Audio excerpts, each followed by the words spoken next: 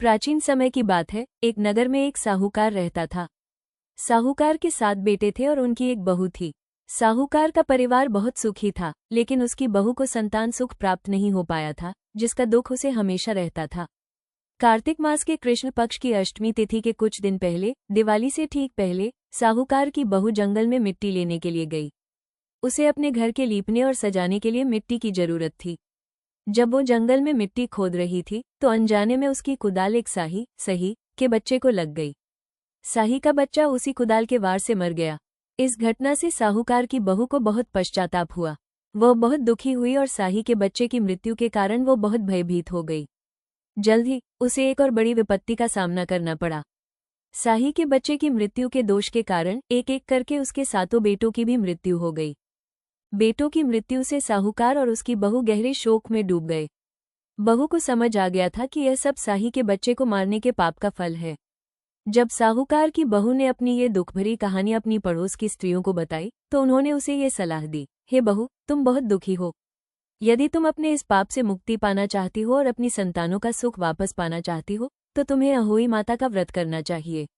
अहोई अष्टमी के दिन तुम साही और साही के 7 बच्चों का चित्र बनाकर उनकी पूजा करो और सच्चे मन से अपनी भूल के लिए उनसे क्षमा मांगो। अहोई माता, जो कि मां पार्वती का ही रूप है, तुम्हें अवश्य क्षमा करेगी और तुम्हारी संतान को लंबी आयु का आशीर्वाद देंगी। बेटों की मृत्यु से साहूकार और उसकी बहू गहरे शोक में डूब गए। बहू को समझ आ गया था कि यह सब साही के बच्चे को मारने के पाप का फल है। जब साहूकार की बहू ने अपनी ये दुखभरी कहानी अपनी पड़ोस की स्त्रियों को बताई, तो उन्होंने उसे ये सलाह दी, हे बहू, तुम बहुत दुखी हो। यदि तुम अपने इस पाप से मुक्ति पाना चाहती हो और अपनी संतानों का सुख वापस पाना चाहती हो, तो तुम्हें अहोई माता का व्रत करना चाहिए। अहोई अष्टमी के दिन तुम साही और साही के 7 बच्चों का चित्र बनाकर उनकी पूजा करो और सच्चे मन से अपनी भूल के लिए उनसे क्षमा मांगो। अहोई माता, जो कि मां पार्वती का ही रूप है, तुम्हें अवश्य क्षमा करेगी और तुम्हारी संतान को लंबी आयु का आशीर्वाद देंगी। साहूकार की बहू ने श्रद्धापूर्वक उनकी बात मानी। कार्तिक कृष्ण पक्ष की अष्टमी तिथि पर उसने पूरे विधि विधान से अहोई माता का व्रत किया। उसने दीवार पर साही और उसके बच्चों का चित्र बनाया, कलश स्थापित किया और रात को तारों को अर्घ्य देकर माता की पूजा की।